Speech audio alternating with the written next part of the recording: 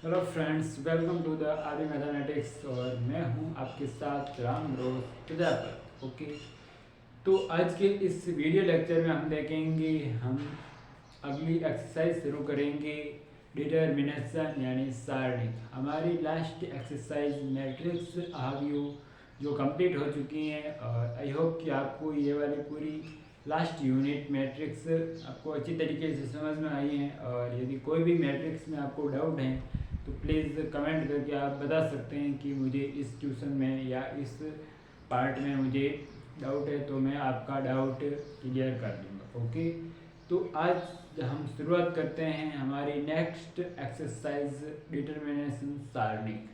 तो इसको आज हम इस वीडियो लेक्चर में केवल इस डिटर्मिनेशन की के बारे में इंट्रोडक्शन देखेंगे और कल के वीडियो लेक्चर में हम इसके बारे में कुछ topic and example and question देखेंगे। ओके, तो चलो शुरुआत करते हैं हम इस नेक्स्ट एक्सरसाइज नंबर 4 है हमारी ये डिटर्मिनेशन क्या है, सारणी।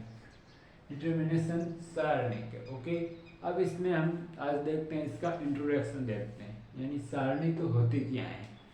तो हमने मैट्रिक्स तो जान ली, अब ये सारणी क्या है, ये सारणी मैट्रिक्स के बेस पर है। यदि आपको मैट्रिक्स अच्छी तरीके से समझ में आई है तो आपको सारणी से फटाफट से आपको समझ में आ जाएगी। ओके, तो सारणी कितनी हार्ड नहीं है, ना ही मैट्रिक्स हार्ड है, बट सारणी कहना जो मैट्रिक्स से भी इजी है। ओके, तो इसमें हम देखते हैं हमारा इंट्रोडक्शन।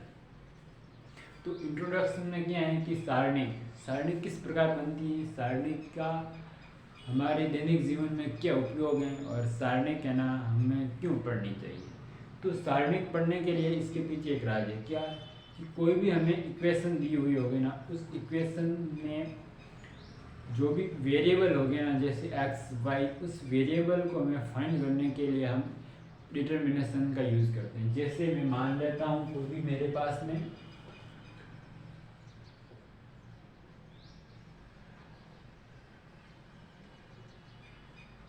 इंट्रोडक्शन देखते हैं इसका, मैंने मान ली कोई दो समीकरण, क्या ए एक्स प्लस में डी वाई इजिकल टू सी। ये कोई एक समीकरण है जिसमें एक्स एंड वाई दो क्या है, वेरिएबल है। ओके, फिर कोई एक और समीकरण मान ली मैंने ए वन एक्स प्लस में D one Y is equal to ये सी वन और ये सी टू मान लेंगे। ओके, या फिर इसको सी और ये सी वन। ये कोई दो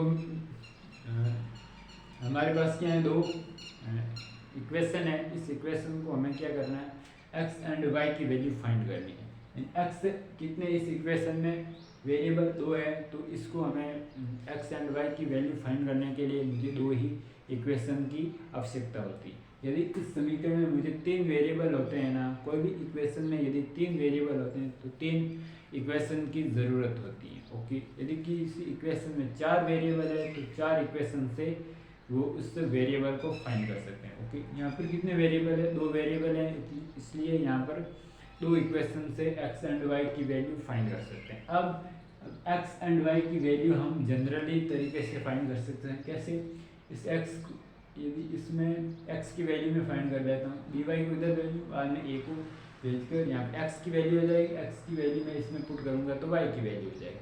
बट इससे वो वाला मेथड लगाने से हमारे को क्या होगा, वो थोड़ा लेंथी हो जाए, और किसी ट्यूशन में एक्स एंड वाई की वैल्यू बहुत ही लेंथी हो जाती है। इसलिए हम इस एक्स एंड वाई की वैल्यू फाइंड करने के लिए डिटर्मिनेशन का उपयोग करते हैं, यानी सारणी का उपयोग करते हैं। किस प्रकार से, तो इसको लिख देंगे हम यहाँ पर, इसको मैट्रिक्स में बंद कर देंगे। कहाँ क्या, इसके एक्स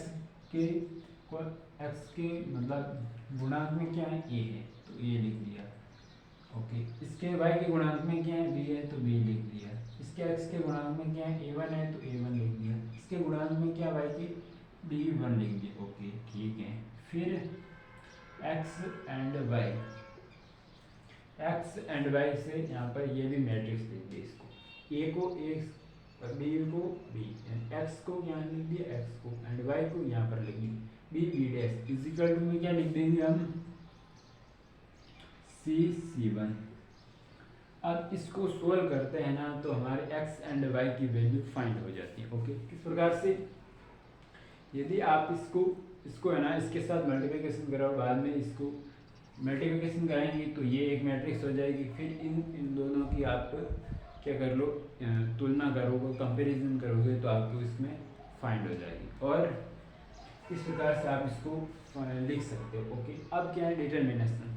तो हम देखते हैं डिटर्मिनेशन होते क्या है। तो डिटर्मिनेशन यानी सारणी को हम सामान्यतः किस से दर्शाते हैं, या तो इसको सारणी कोई सारणी होगी ना, ये सारणी, ये डिटर्मिनेशन। अब डिटर्मिनेशन इसको मुझे मान ज्ञात करना है, इस मैट्रिक्स का मुझे मान ज्ञात करना। तो मैं मैट्रिक्स को किस प्रकार से लिखूंगा, इसको A1 B B1, ये इस प्रकार से मैं मैट्रिक्स को लिखूंगा। यानी कोई भी मैट्रिक्स होगी ना, यानी मैट्रिक्स को तो हम ये बड़े कोष्टक में लिखते हैं और डिटर्मिनेशन को हम ऐसे दो लाइनों में बंद करते हैं। ओके, तो इसको सामान्यतः जैसे कोई भी मैट्रिक्स होगी ए, इस मैट्रिक्स को हम किस प्रकार से लिखते हैं, ये A I J लिख देते हैं। ओके, इस मैट्रिक्स को डिटर्मिनेशन को किस प्रकार से दर्शाते हैं, डिटर्मिनेशन को ये A बार से, यानी कहाँ पर जहाँ पर भी आपको ये वाला ऑप्शन दिख जाए, यानी ए लिखकर यहाँ पर दोनों तरफ हो, तो आपको मान लेना वहाँ पर क्या है डिटर्मिनेशन की वैल्यू फाइंड करनी। ओके, यानी डिटर्मिनेशन की वैल्यू फाइंड होती है। ओके, अब देखते हैं हम, तो डिटर्मिनेशन ये है और ये क्या है, मैट्रिक्स है। तो मैट्रिक्स एंड डिटर्मिनेशन में क्या अंतर है। एक तो हमने जान लिया कि डिटर्मिनेशन को किस प्रकार से लिखा जाता है। कोई भी मैट्रिक्स होगी, ये कोई मैट्रिक्स है, इसको डिटर्मिनेशन में मुझे चेंज करना है, तो मैंने इस प्रकार से लिख लिया। ओके, अब मुझे क्या करना है, तो हम देखते हैं कि डिटर्मिनेशन एंड मैट्रिक्स में क्या डिफरेंस है, डिटर्मिनेशन एंड मैट्रिक्स में क्या अंतर है, तो हम देखते हैं। तो मैट्रिक्स क्या होती है, मैट्रिक्स में हमें कोई किसी फिक्स वैल्यू नहीं होती है, यानी मैट्रिक्स से हम किसी की वैल्यू नहीं फाइंड कर सकते। एक जैसे कोई मैट्रिक्स है, ये वाली ले लेता हूँ, ये मैट्रिक्स है, ये क्या है A1 B B1, ये कोई मैट्रिक्स है। इस मैट्रिक्स का मुझे कोई वैल्यू फाइंड नहीं कर सकता मैं, इस मैट्रिक्स को मैं इसी प्रकार ही लिख के हुआ होता है। ओके, इसकी कोई वैल्यू नहीं होती। बट यदि सारणी के यदि ये क्या है, सारणी के, यदि यही मैट्रिक्स, इस मैट्रिक्स को मैंने सारणिक में चेंज कर दिया, तो सारणिक की इसकी वैल्यू फाइंड कर सकता हूँ, यानी इसका एक फिक्स मान होता है ये मैट्रिक्स के पास। इसलिए फर्स्ट पॉइंट क्या हो जाएगा कि मैट्रिक्स एंड डिटर्मिनेशन में क्या अंतर है। आपको पूछ लिया जाए कि मैट्रिक्स एंड डिटर्मिनेशन में क्या अंतर है, तो आप कहोगे कि मैट्रिक्स की है ना फिक्स मान होता है। आप कॉपी में साथ साथ में नोट कर लीजिए मैं जो बोल रहा हूँ कि मैट्रिक्स एंड डिटर्मिनेशन है, मैट्रिक्स में अंतर, difference between matrix and determination. Okay, तो क्या है, सबसे फर्स्ट पॉइंट, मैट्रिक्स है ना, मैट्रिक्स का कोई मान फिक्स वैल्यू नहीं होती है, मैट्रिक्स की कोई फिक्स वैल्यू नहीं होती है, बट डिटर्मिनेशन की एक फिक्स वैल्यू होती है। ओके, यह फर्स्ट पॉइंट है आपका। दूसरा पॉइंट क्या है, दूसरा पॉइंट है कि डिटर्मिनेशन यानी मैट्रिक्स हैं, इस मैट्रिक्स को आप, इस मैट्रिक्स में जितने भी एलिमेंट्स हैं, इस एलिमेंट्स को यदि आप, यानी मैट्रिक्स में क्या है, ये पंक्ति एंड रो है, मैट्रिक्स, किसी भी मैट्रिक्स में पंक्ति एंड रो को आपस में चेंज करने पर उसकी मैट्रिक्स, वो मैट्रिक्स क्या हो जाती है, चेंज हो जाती है। यानी इस मैट्रिक्स को ये क्या है, रो है, यानी ये फर्स्ट रो, ये सेकेंड रो है, यदि मैं इसको चेंज कर दूँ ना, तो ये मैट्रिक्स आपस में, ये मैट्रिक्स क्या हो जाएगी, चेंज हो जाएगी। बट यदि इसमें है ना रो एंड कॉलम को मैं चेंज करता हूँ ना, तो इसमें कोई इसकी वैल्यू आएगी, ये इसकी वैल्यू आएगी ना, वही मैं चेंज करने के, यदि ये मैट्रिक्स, इसकी मैट्रिक्स में वैल्यू फाइंड करता हूँ, और यदि मैं इसके बाद में इसको रो एंड कॉलम चेंज करता हूँ ना, तो भी वो सेम ही मैट्रिक्स, सेम ही वैल्यू फाइंड होगी। तो दूसरा पॉइंट क्या है कि किसी भी मैट्रिक्स में पंक्ति एंड अवयव को चेंज करने पर मैट्रिक्स चेंज हो जाती हैं, परंतु सारणिक में अवयव एंड पंक्ति चेंज करने पर उसका सारणिक का मान में कोई अंतर नहीं होता है। ओके, ये आपका दूसरा पॉइंट हो गया। अब इसके बाद में आपको क्या है, सारणिक एंड डिटर्मिनेशन।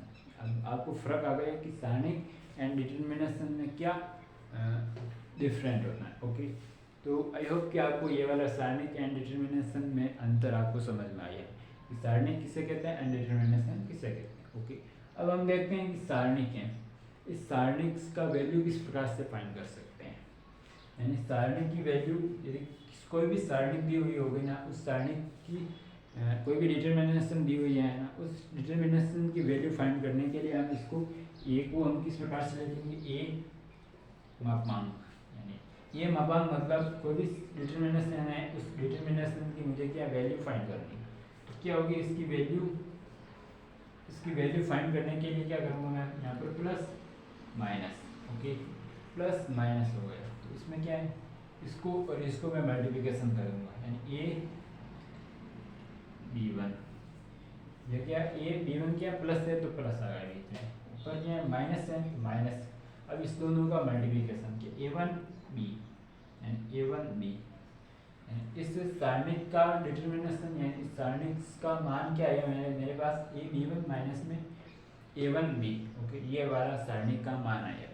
ये सारणिक का मान इस प्रकार से आया, ओके ये सारणिक का मान मैंने इसको 100 मतलब सीधे तरीके से निकाला, यानी इसको ये प्लस माइनस है, इसको प्लस माइनस यदि और आता था तो प्लस माइनस ऐसे चलता जाता था, ओके क्या यदि मेरे पास प्लस माइनस तो यहाँ पर इसको मल्टीप्लिकेशन करना है। यदि कोई भी आपके पास 2x2 की मैट्रिक्स आ जाए, सॉरी 2x2 की आपके पास में कोई भी डिटर्मिनेशन आया ना, तो आप इसको प्लस माइनस तो इस दोनों को मल्टीप्लिकेशन करके इन दोनों का मल्टीप्लिकेशन करके इसमें से माइनस कर दीजिए, तो आपको सारणिक की वैल्यू फाइंड आ जाएगी। बट आपको ये क्या है मॉड्यूलस, यहाँ पर आपको ये मॉड्यूलस नहीं है, ये सारणिक का मान है, इसको दर्शाते हैं ऐसे। यदि इसकी वैल्यू आपके पास यदि नेगेटिव में आएगी ना, तो वह नेगेटिव में रहेगी ना कि पॉजिटिव में आएगी। इसलिए इसका हम नाम है ना डिटर्मिनेशन ए, मतलब ए की वैल्यू डिटर्मिनेशन ए की वैल्यू फाइंड करना, कि इसका हम मान लेंगे मापांक ए। ये मापांक ए नहीं है, क्योंकि यहाँ पर कोई भी मैट्रिक्स होगी ना, यदि माइनस रहेगा तो वही माइनस ही रहेगा ना कि पॉजिटिव होगा, ओके तो इसकी फाइंड वैल्यू आ गई। अब देखते हैं हम यदि इसकी हम जनरल यानी इसको जनरली किस प्रकार से हम सोल्व करते हैं। तो इसको सोल्व करने के लिए यानी इस मैट्रिक्स को मुझे सोल्व करने के लिए मैं क्या करता हूँ, इसमें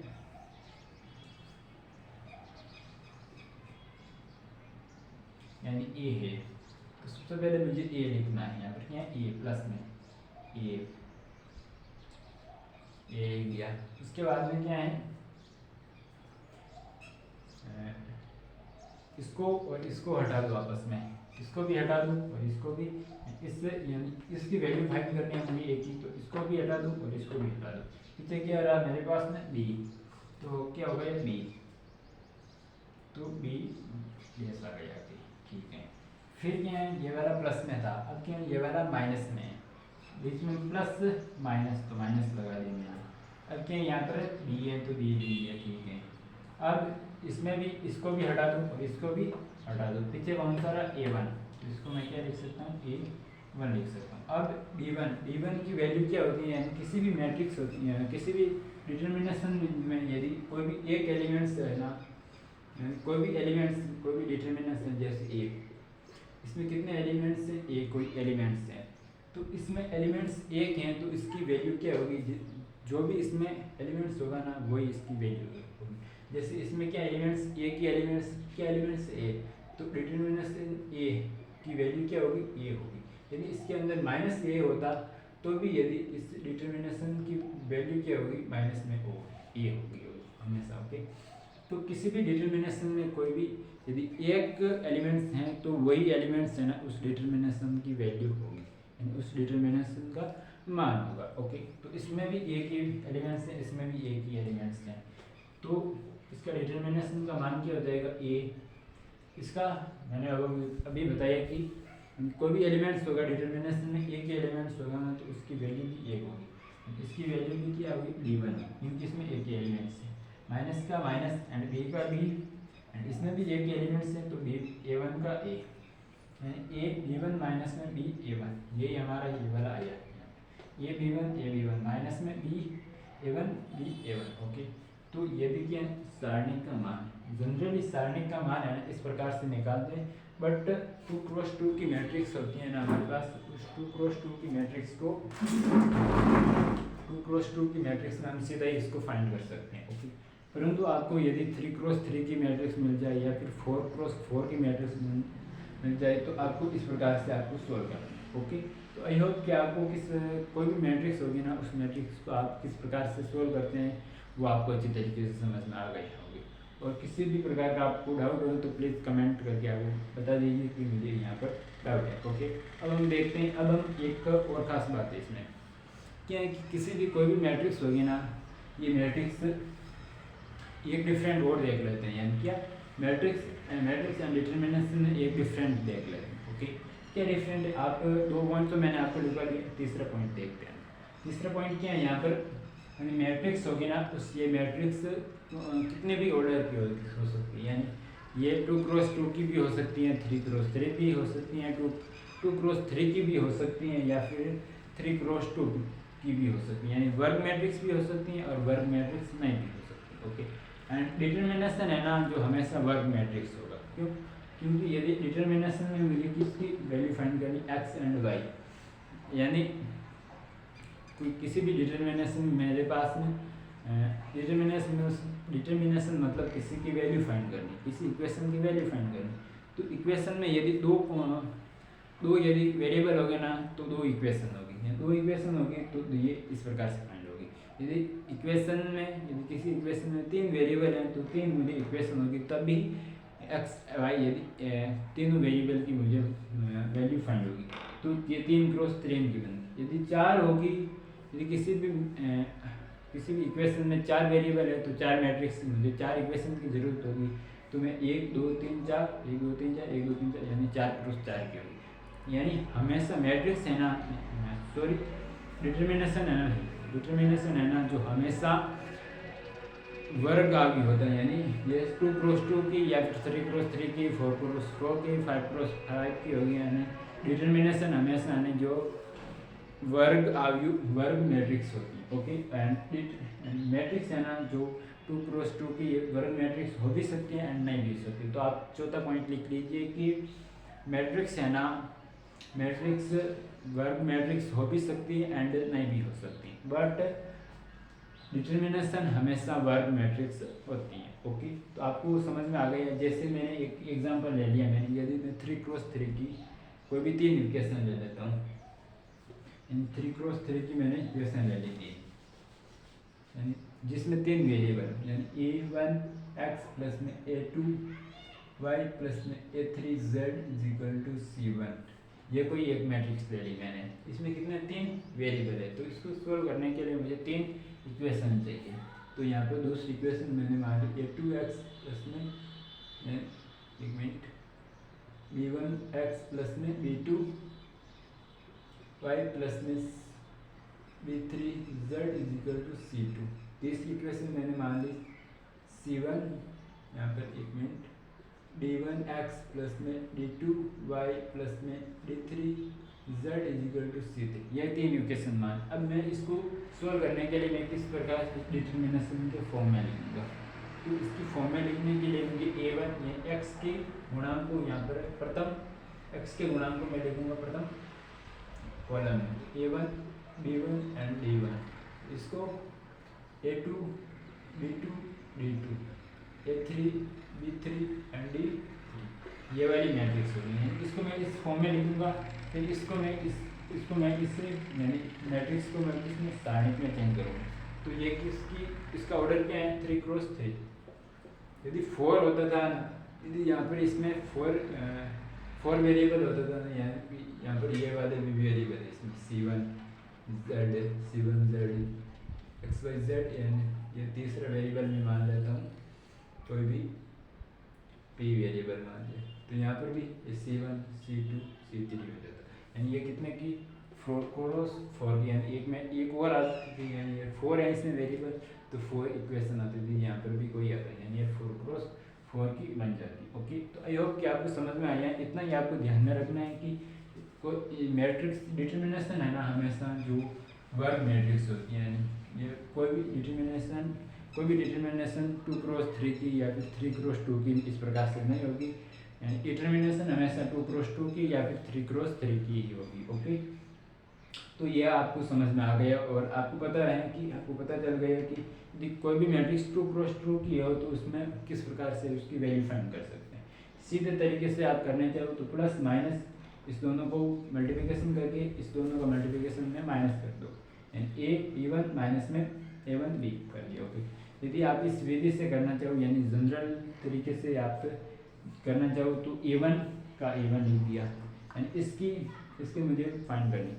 आप ये वाली किसके इसमें इस रो प्रथम रो के अनुसार मतलब प्रथम रो है ना, इसके अनुदिश मैंने इसकी फाइंड कर दी मैट्रिक्स की, मुझे मैट्रिक्स की वैल्यू फाइंड करी।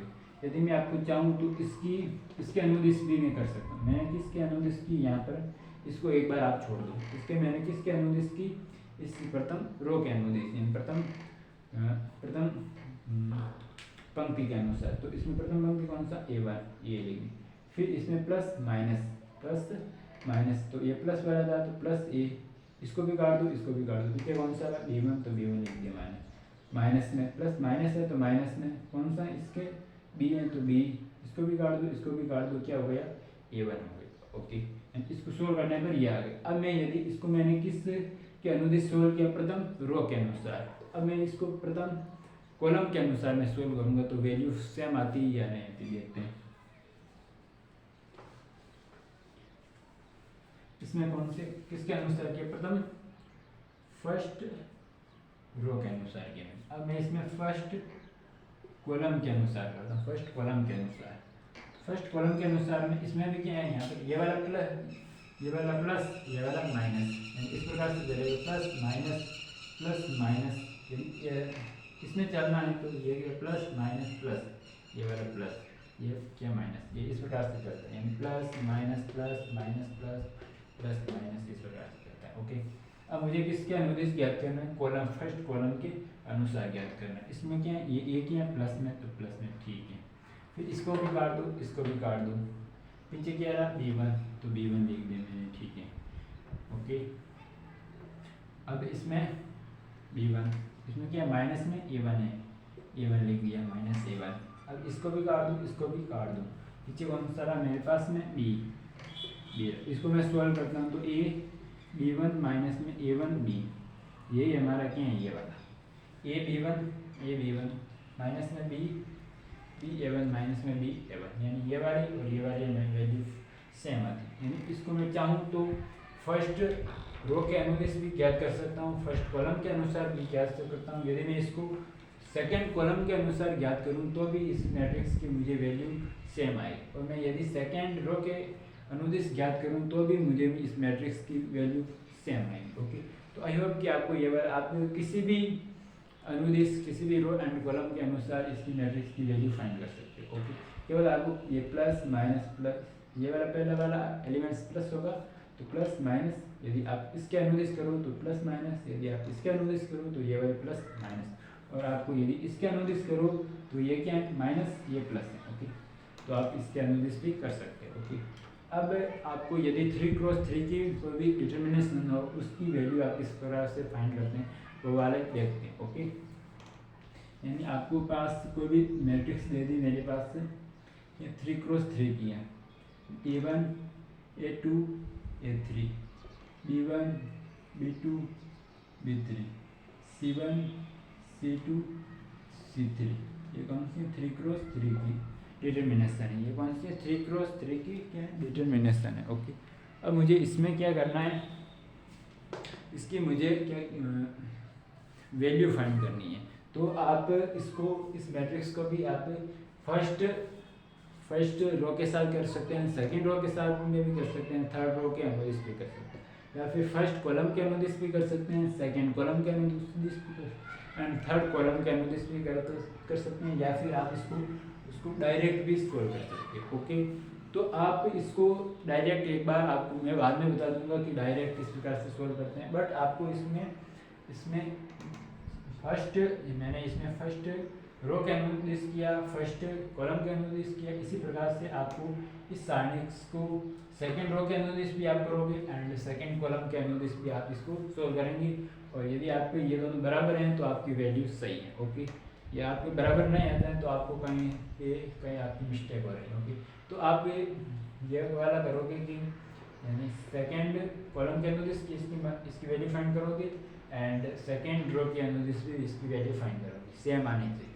इसी प्रकार से आप इसको भी first row first column and second row second column third column के अनुदिश इसकी भी वैल्यू फाइंड करोगे आपकी। तो यानी 3 रो के अनुदिश एंड 3 कॉलम के अनुदिश यानी 6 प्रकार से आप इसकी वैल्यू फाइंड कर सकते हो। और छहों बार इस वैल्यू आपकी सेम आनी चाहिए, यानी बराबर समान आनी चाहिए। तो आप इसको जिस प्रकार से इसको इस प्रकार से सोल्व किया, इसी भी इस मैट्रिक्स को भी आप इसकी तरह आप इसको भी सोल्व करोगे। ओके, आई होप कि आपको ये वाले मैट्रिक्स आप इसको भी आसानी से आप इसको सरल कर लोगे इसी प्रकार से। ओके, इसमें क्या होगा, यहाँ पर प्लस माइनस प्लस, इसमें प्लस माइनस प्लस। आप इसके अनुदिश करो तो ये वाला चिन्ह लेना है, इसके अनुदिश करो तो ये वाला चिन्ह लेना है, इसके अनुदिश करो तो माइनस प्लस माइनस ये वाला चिन्ह लेना है। यदि आप इसके अनुदिश करो तो प्लस माइनस ये वाला चिन्ह लेना है, इसके अनुदिश करो तो माइनस प्लस माइनस ये वाला चिन्ह लेना है, इसके अनुदिश करो तो प्लस ये वाला चिन्ह लेना है। ओके, तो ये वाले आप इसको इस मैट्रिक्स के मुझे ये मैट्रिक्स है ना 3x3 की, इस मैट्रिक्स की आप वैल्यू फाइंड करोगे और कमेंट करके कमेंट करोगे कि इस ए मैट्रिक्स यानी 3x3 की इस ए मैट्रिक्स की क्या वैल्यू आती है। ओके, तो कमेंट बॉक्स में आप जरूर देखिए इसकी वैल्यू क्या आएगी। और इसके बाद में आपको यदि इसमें भी आपको डाउट है तो नेक्स्ट वीडियो लेक्चर में हम देखेंगे, यानी 3x3 की आप मैं एक बार वापस बताऊंगा कि आपको किस प्रकार से इसको सोल्व की जाती है और इसके बेस पर मैं क्वेश्चन भी कराऊंगा। ओके, तो तब तक देखते हैं एंड पढ़ते रहे आदि मैथमेटिक्स चैनल के साथ। तो आज के लिए इतना ही, थैंक यू, बाय।